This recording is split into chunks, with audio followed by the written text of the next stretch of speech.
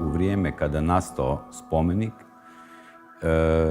kipara Vojina Bakića je bio inovativan na dve razine. Jedno je bilo sama njegova forma, a drugo što je to bio jedan grandiozni projekt koji je bio tehnološki izuzetno kompleksan i na neki način je ne samo svojom suvremenom formom, nego i tehnologijom proizvodnje pokušavao oslikavati nekakav širi društveni kontekst u smislu znanja, tehnologije, svakako i ideologije.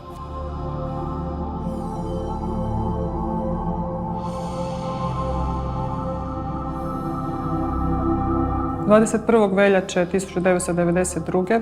u jeku rata srušena je skulptura Vojina Bakića, te je na vijestima javljeno da joj srušio jak vjetar.